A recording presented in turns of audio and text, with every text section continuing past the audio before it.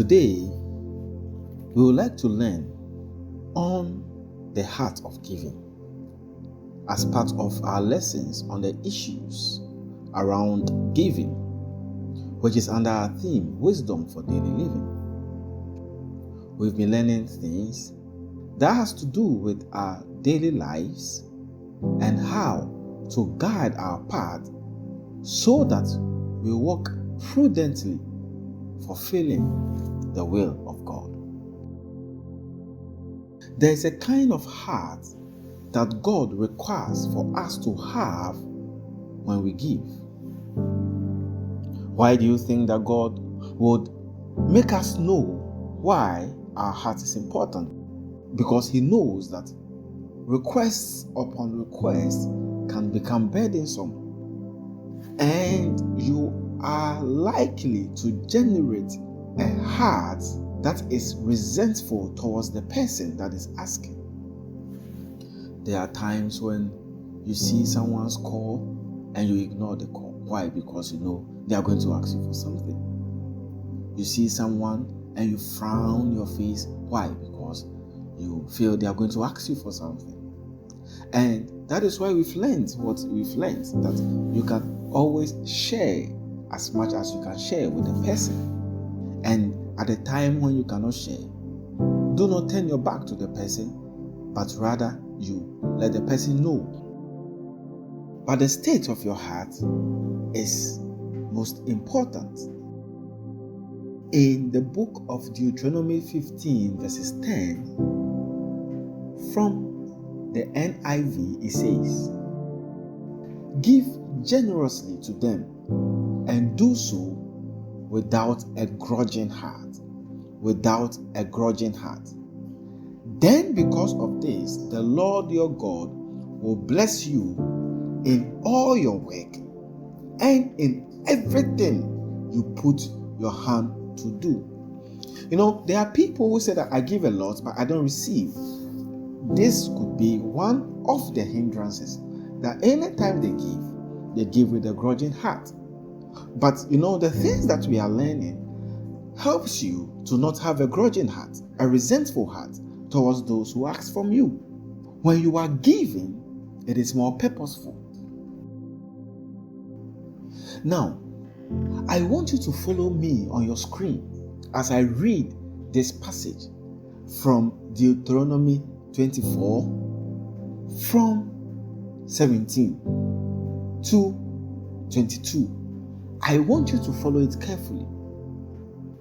"Do not deprive the foreigner or the fatherless of justice, or take the cloak of the widow as a pledge." It says that the widow is already poor and is asking something from you, and you are asking the person to bring something before you give what you have to give them. He says that do not do that. Verse 18. Why? He says, "Remember that you were slaves in Egypt, and the Lord your God redeemed you from there. That is why I command you to do this." In effect, he said, give to the poor generously. Why? Because he said that remember that you were slaves in Egypt, and the Lord your God redeemed you from there. And that is why he's commanding you to do this. In verse 19, "When you are harvesting in your field and you overlook a sheep, do not go back to get it. Leave it for the foreigner, the fatherless, and the widow, so that the Lord your God may bless you in all the work of your hands." You see, when you are harvesting, do not take everything from your land. That time, there was the custom of the poor people to visit the farm of people who have harvested to gather a few things for themselves. Why? Because they are poor.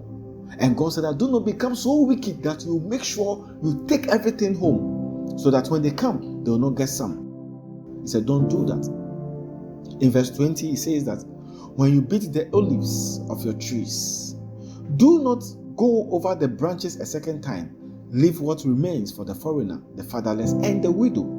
In effect, he says that any money that you get, make some space for those who do not have. When you harvest the grapes in your vineyard, Do not go over the vines again. Leave what remains for the foreigner, the fatherless, and the widow. Remember that you were slaves in Egypt. That is why I command you to do this.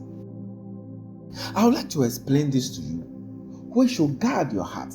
It says that give to the poor. Why? It says remember that you were slaves in Egypt. In effect, he's saying that remember that you yourself, you also were in trouble and I came to rescue you. And therefore, when you come to the position when somebody is asking for rescue from you, you don't turn your back to the person. Remember. So now, on a daily basis, when somebody is asking you for something, Bible says, with the same measure that you measure, it shall be measured unto you. Remember that you yourself, you are asking God for things. And therefore, when somebody asks you for something, instead of you to resent the person in your heart, instead of you to start grudging in your heart, ask yourself that today, have I also prayed and asked God for something? He says, when you remember this, then you know how to deal with your brother. There are so many people who have so many unanswered prayers.